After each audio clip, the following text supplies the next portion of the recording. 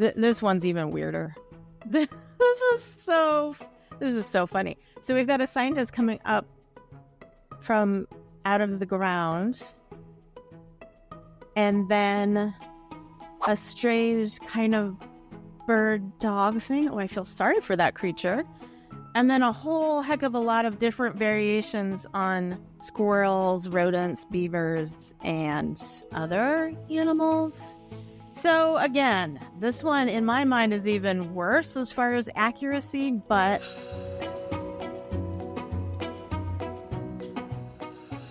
we are here today to talk about AI. So my name is Nicolle Fuller, and I have been a science illustrator, science communicator, science animator, the whole wrap for quite a while now. So not quite 20 years, but I've been doing this for a while, back when knowing Photoshop was a big deal. Now, as you all know, that's something everybody knows, but doing a combination of digital art and hand drawing to try to communicate scientists' discoveries, research, what they're working on has been something that I have been doing for a while.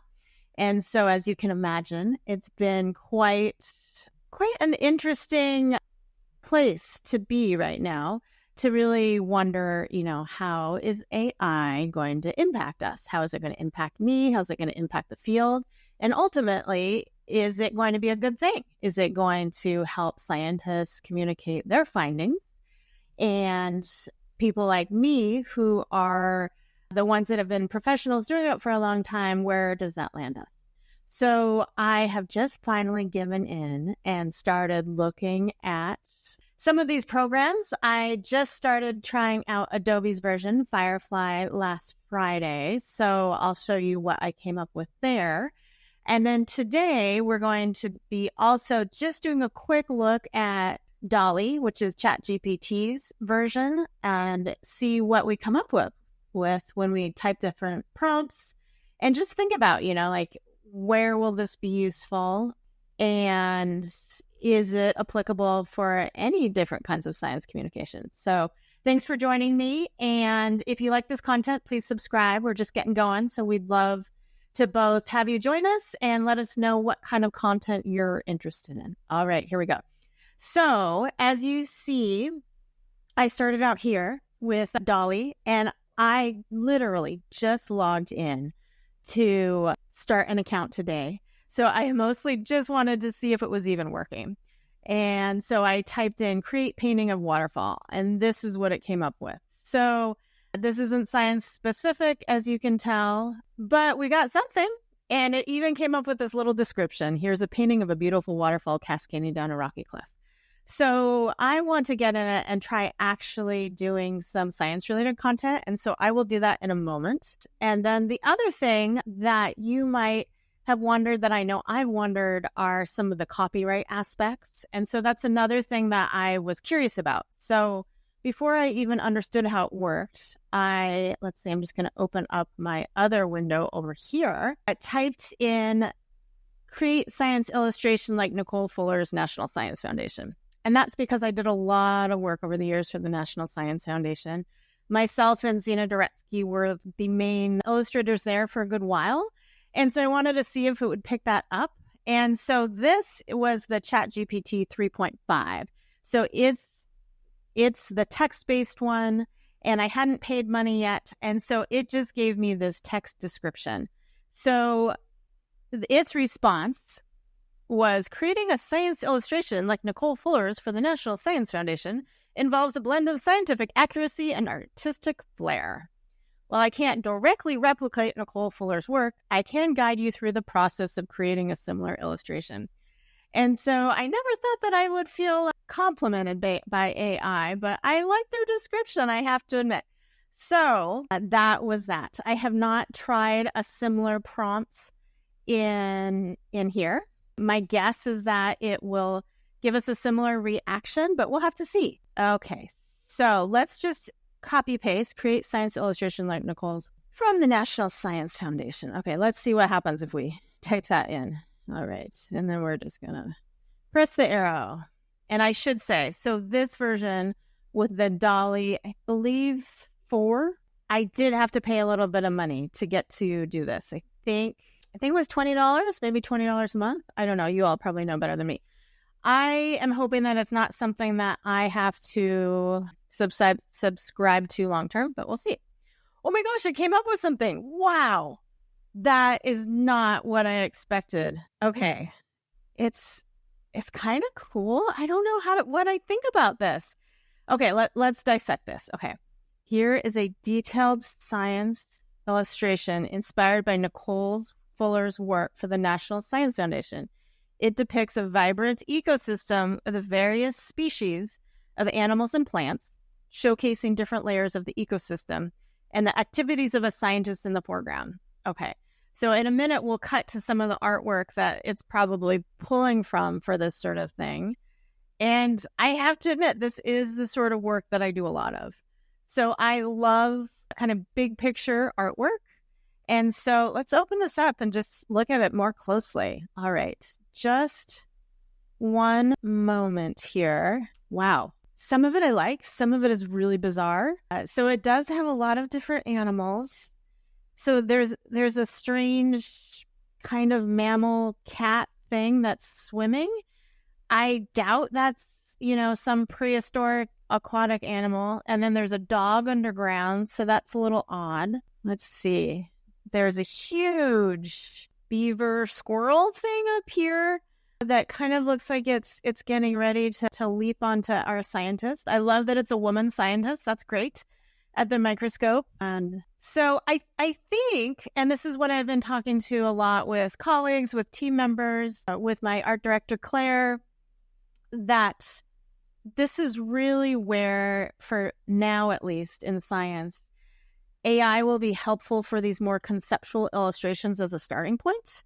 And that's something that we'll go into in our next video, just showing how a scientist came to us with AI image that they had created, but they wanted to add more of their scientific detail into it and correct it. Anyhow, so looking at this, I have to admit, there's a lot that I like. There's a lot that would need to be corrected, but perhaps as a starting point to see if, is this the style we want?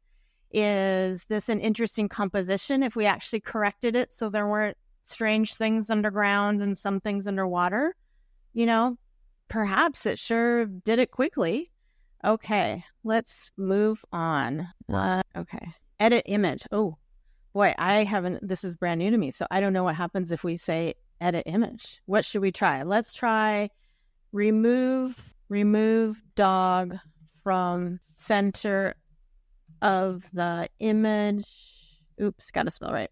Image in the dirt and replace with groundhog. Let's try groundhog. I'm guessing it won't be able to pick out what I'm talking about, but we'll see. Bump, bump, ba-da-da-da-dum. So I'm not the most patient person, but then if you think of, so this does feel like it's taken a while. Oh, there it goes. Oh, wow. It did a totally new illustration. Wow. This one's even weirder. This is so funny. So we've got a scientist coming up from out of the ground, and then a strange kind of bird dog thing. Oh, I feel sorry for that creature. And then a whole heck of a lot of different variations on squirrels, rodents, beavers, and other animals. So again, this one in my mind is even worse as far as accuracy, but it's interesting to look at for composition and colors. Okay, let's see here's the updated science illustration with a dog replaced by a groundhog in the center in the dirt. The vibrant ecosystem and various species of animals and plants are depicted. Okay, so I don't know about you all, but I'm kind of tired of looking at this thing. Let's try a brand new prompt.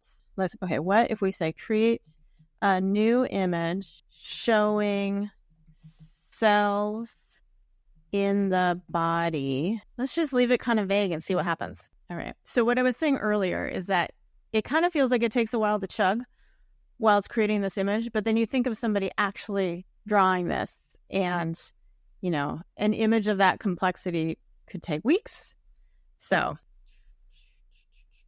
oh, wow. That feels like Science Illustrator's acid trip. This one is pretty out there. let's see, it definitely bears resemblances to cells. I can see where it's pulling from, but it's in no way accurate. But it definitely looks like something if I was trying to do a DALL-E inspired surrealist painting that was combined with 80s colors, perhaps.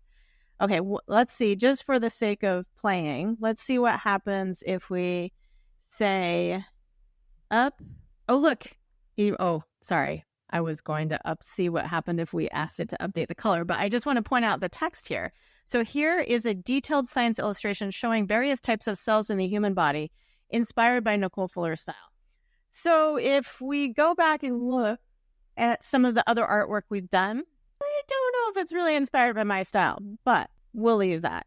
Okay, so let's see what happens if we say keep this image, but modify the colors to be less saturated and in the cool range. Let's see what happens.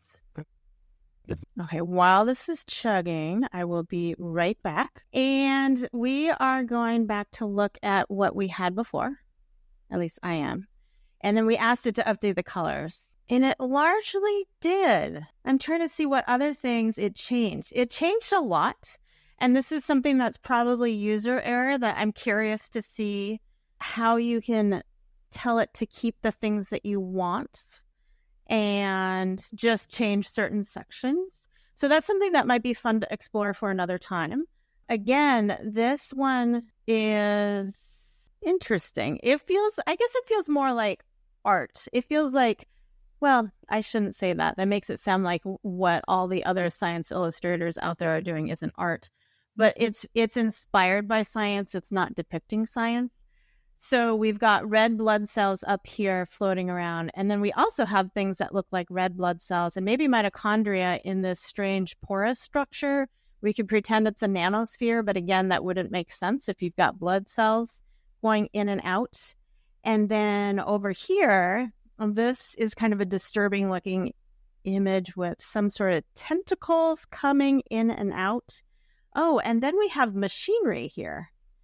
So once again, this is a fun image, but it's in no way accurate. And the question is, how would this be useful? Would this be useful as a starting point for style? Would this be useful as a color palette generator? I don't know. It's something to think about. So before we spend any more time on this, I wanted to show you what I created with Adobe's version, which is called Adobe Firefly.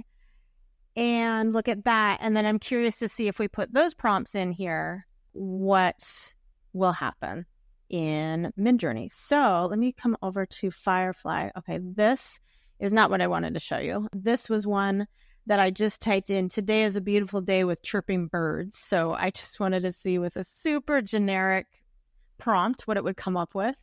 I do actually really love this style, but that's not what I wanted to show you today. What I wanted to show you today was what I got when I typed in, we can see, cut out art of cells inside our body. And to me, let's see, it'll open up the selection of images. Maybe I shouldn't press that. It's taken a little bit of time. Come on. You can do it. There we go. So to me, these are actually really beautiful and not something that I would come up with on my own. I just randomly, I don't know how I came up with the idea to use the prompt cutouts, paper cutouts. I think I also started with paper art. And I just wanted to see what would happen. And so in my mind, this is a more editorial, conceptual illustration style that might be really useful. And perhaps that's an area where artists might be able to come up with more original prompts just because they have thought about these techniques for a long time and used a lot of these techniques, and they have different kinds of vocabulary to point them out. I don't know. We'll have to see. But to me, looking at this, and it's something that I kept playing with. So out of these two were my favorite. This one and this one. These ones, I just didn't love the color palette as much, and its composition was just kind of, colors weren't great. And again, this one, I liked some parts of it, but I didn't like the shape of the body. So what I did was I told the program that I liked this one and that I liked this one. And then we kept asking it to iterate. So, and again, I am not an expert yet in this program. So how do I get back to my favorites? Okay, so my favorites, I asked it to iterate and it came up with this gold version, and it's re-uploading all the images I had. And so I like these, but I actually like the original better. And so that's one thing that we could play with in the future if anybody's interested, is that what you can do with the Adobe program, and I think with DALL-E, but we'd have to check, is that you can give it a reference image for style. So you can give it a structure image. So that means that the composition is going to be somewhat like that. And then you can give it a style image. So if I wanted it to stay closer to this original colorful paper cutout, I could have switched this around. Anyway, so I had a lot of fun playing with this, and I actually, actually that is a good point. So you can upload any image that you have, and I think this is where it'll be more powerful to see how you can get it to create riffs on what you've done yourself and take your artistic compositions maybe in a direction you wouldn't have thought of yourself. But okay, I don't know what all those are. So this is where I was trying to create, artwork in the style of these paper roll cutouts with hands. And as you may have heard, hands are notoriously hard for AI. And that showed here. I wanted really simple hands, and yet I was still getting just kind of grotesque looking fingers, and they kept trying to put fingernail polish on all of it. This one is my favorite out of all of them. But anyway, we don't have to keep looking at all of these in detail. But to me, this is where perhaps AI will be useful and interesting, is in the more editorial representations of science. And also for animation, what I'm excited about is that I'm looking at these styles and thinking, I would love to create an animation in this style with paper rolls rolling up into cells throughout the body. And, there's so many things that you could do with that to show inflammation of the cells, the little rolls of paper expanding or getting, even burning a little bit, or, there's different like crumpled papers. Anyway, there's lots of fun things that you could do with this that I don't think I ever would have thought of. And then the other thing that I'd love to talk about at some point is what this all means for copyright. I know I mentioned that earlier, but I did a search for some of these images just to see what else was out there on the internet, to see if it was really copying strongly from somebody else's work. I didn't find much through a simple Google image search. Here's an example of what I did find. But if anybody out there recognizes this, like, hey, this looks so similar to my work, I would love to hear about it, because I think that's definitely a fear and a concern, a legitimate concern of everybody's out there, that since these AI generators, they're built from data mining all of our images that are out there on the internet. So that'll be something interesting to see. And again, I want to go into and look more closely at some of the information about how we can use this, as artists. Can we use this professionally? As you may have heard, most of the big science journals at this point, for good reason, don't allow submissions by AI-generated art. So there's a lot of things to think about. And I'm excited to continue to think about this as we move on.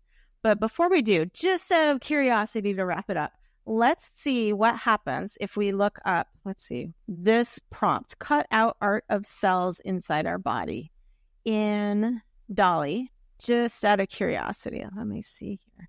Okay, let's see. Oh, select area of the image to edit. Oh, so you can select specific areas of the image to edit. That is interesting. All right, there, we start a new one. Okay. Now I need to go back because I already forgot what my prompt was. I think it was cut out. Ooh, no, I'm just going to close that because we don't care about happy little birds today. And we're going to go back here, cut out art of cells inside our body. And we're going to go back to DALL-E and ChatGPT 4. Cut out cells in our body. Oh my gosh. Now I was trying to do text. I forgot to tell it to do art. Oh my gosh. I don't want to know about biopsies right now. That's not really what I'm interested in. Okay. Stop. Right? Chat GPT. Oh my gosh. Cut out. But although that is another topic for another day, is the power of Chat GPT and how accurate or inaccurate it is for science. And again, how we can make use of that. Because for better or worse, that's kind of where we're at. I think that these AI tools are here to stay, and we have to learn to live with them and make the most of them. Okay, and hopefully improve them. Cut out, let me see. Oh, and I also forgot the word paper art. Oh my gosh. Cut out paper art of cells making up a body. And I know my text is a little bit different from last time. Okay, let's see. Cut out paper art of cells making up a body. That sentence makes no sense to me. So let's see what in the world ChatGPT can do with that. All right, should we do a drum roll? Oh, goodness gracious. Okay, that is not an attractive piece of art. It kind of feels like Play-Doh shapes. I don't know. It makes me really uncomfortable. I don't like it. It's like cucumbers and watermelons and sausages in a body. Let's see if we make that any better. But this is what I was curious. I was curious if perhaps Adobe has deeper data bank of different art styles to pull from, and that's perhaps why you can get more interesting things with Adobe.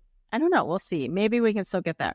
What are other ways to describe cut rolls of paper as abstract art? Update image to show conceptual vision of our body with rolls of paper making the cells in an abstract art. Okay. Okay, at least this one doesn't make me feel uncomfortable anymore. So that's a plus. It still doesn't inspire me. It definitely feels like toilet paper rolls rather than a piece of art. So it's interesting. I was not expecting that there would be such a great difference between DALL-E and let's go back to the Adobe one just so we can see, and Adobe Firefly. So that was a nice test. Let's see. I also have restrictions and policies. We can look at that another time. But anyway, so I'm happy to see that there's differences. And I'm curious if there's places where DALL-E does artwork better than Adobe Firefly, or perhaps it's always the case that Firefly, at least I shouldn't say always, that in their current versions that Adobe Firefly is the stronger piece for editorial art. Anyway, thank you so much for joining me today as we looked at all of this. I think it's interesting. I want to go into more about when you're really trying to show specific science details and if these tools are useful at all for that. I really don't want to get into the giant mouse testicles that some of you may have seen as AI-generated figure art. Nobody wants to look at that.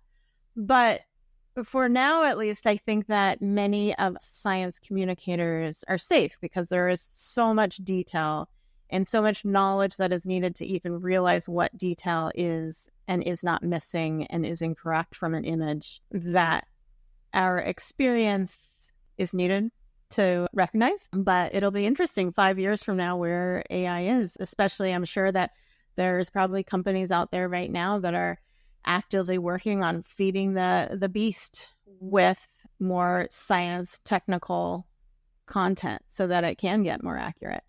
But I definitely think, as Claire, who will join me on another day, and I have talked a lot about, is that the job becomes really more of curation, and the design professionals out there, like our job will be to help guide people on, making good choices on what works well and what works in what situations.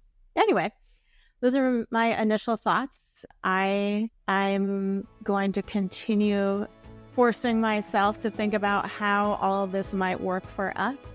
And thank you so much again for joining me. And if you're interested and want to continue hearing more, please subscribe. And you can also rate us in the comments and let us know what works, what you're interested in. And we are excited to be in touch. Thanks.